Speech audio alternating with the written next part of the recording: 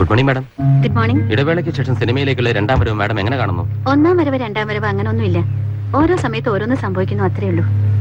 അല്ല മാഡം, ശരിക്കും പറഞ്ഞാൽ സിനിമയൊന്നുമില്ലാതെ വലിയൊരു ഗ്യാപ്പ് വന്ന ചന്ദ്രബാബു എന്ന സംവിധായകന് ഒരു ബ്രേക്ക് നൽകാനല്ലേ പ്രിയാചന്ദ്ര എന്ന ഈ നടിയുടെ തിരിച്ചുവരവ്? നെവർ, ഒരിക്കലും അല്ല.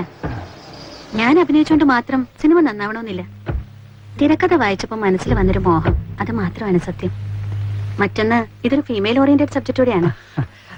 മാഡം, എന്റെ പേര് റോയ്, വിക്ടർ റോയ്. മേഡത്തിന് എന്നെ ഓർമ്മ കാണുമെന്ന് എനിക്കറിയില്ല. ഇതിനു മുമ്പ് ഞാൻ മേഡത്തിനെ ഫോൺ ചെയ്തിട്ടുണ്ട്.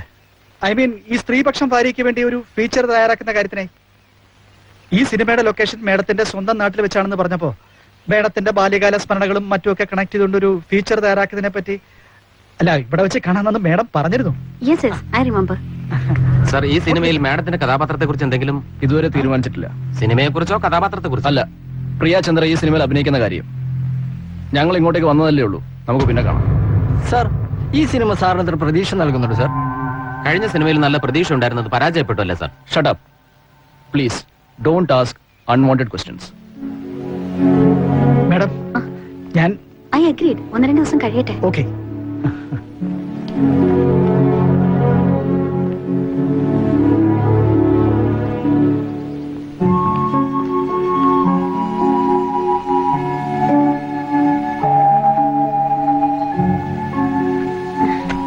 വാ.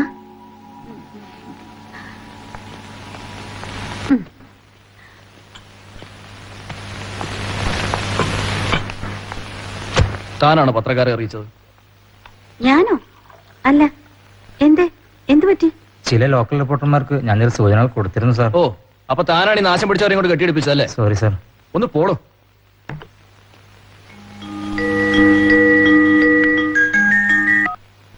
പറയൂ. ആ, എത്തിയതേ ഉള്ളൂ. എന്ത്? ആ, ഉണ്ട്. പക്ഷേ അഭിനയിപ്പിക്കുന്ന കാര്യത്തിൽ അഗ്രിമെന്റ് ആയില്ലല്ലോ. ഞാൻ വാക്ക് തന്നോ? ഏയ്, സംസാരിക്കാന്നല്ലേ പറഞ്ഞത്? ഓക്കെ, അതിനെന്താ, സംസാരിക്കാലോ. ശരി. ആ, ആരാ, പ്രൊഡ്യൂസറാണോ? എന്താ ഞാൻ അഭിനയിക്കുന്ന കാര്യം തീരുമാനിച്ചിട്ടില്ല എന്ന് പറഞ്ഞ? അയാൾ ആദ്യം പറഞ്ഞ കാശുവേ വരട്ടെ. ഒരുപാട് വിട്ടുവീഴ്ചകൾ ചെയ്തു, ഇനി അത് പറ്റില്ല.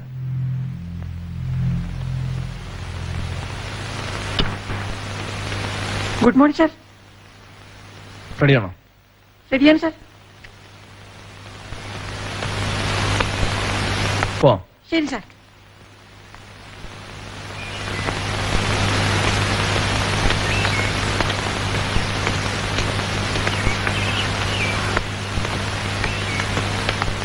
പുതിയ ട്യൂൺ എങ്ങനെയുണ്ട്? താൻ കേട്ടോ? അതെങ്ങനെ? കാര്യമായിട്ട് റൂമിൽ എന്തെങ്കിലും നടക്കുമ്പോ ഈ കുടിച്ചു മുഴിഞ്ഞ പിടിച്ച് പുറത്താക്കൂലേ? ട്യൂണിങ്ങും ട്യൂണിലും. ഹലോ, 1 kg എനിക്ക് 5 രൂപ തരണം. 1 kg അത് കിട്ടിയേ പറ്റൂ. എന്റെ പൊന്നിക്ക, അല്ല പൊന്നിക്ക, 3 രൂപ നടക്കൂല. കോഴിക്ക് കിലോ 6 രൂപ 7 രൂപ വരെ എനിക്ക് ഓഫറുള്ള. ആരാന്നു? ഇക്കട പഴയ ശിഷ്യൻ ശിവൻകുട്ടി. പിന്നെ ഇക്കട പ്രൊഡക്ഷൻ ഫുഡ് മലയാള സിനിമയുടെ വീക്ക്നെസ് ആയതുകൊണ്ടാ. ഒന്ന് ഹോൾഡ് ചെയ്യണേ.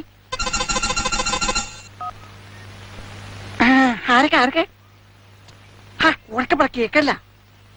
ഊർമിള, സുമിത്ര, പ്രിയങ്ക, ശില്പ. അയ്യോ, പോലെ കിട്ടാവുന്നത്ര കൂട്ടിക്കോ. നമ്മുടെ പ്രൊഡ്യൂസറെ 1.5 കാമദേവനാ. ഏതാ നിന്റെ റൂട്ട്? കൊല്ലം കഴിഞ്ഞെങ്കിൽ വണ്ടി തിരിച്ച് കൊല്ലത്തേക്ക് തന്നെ വിട്ടോ.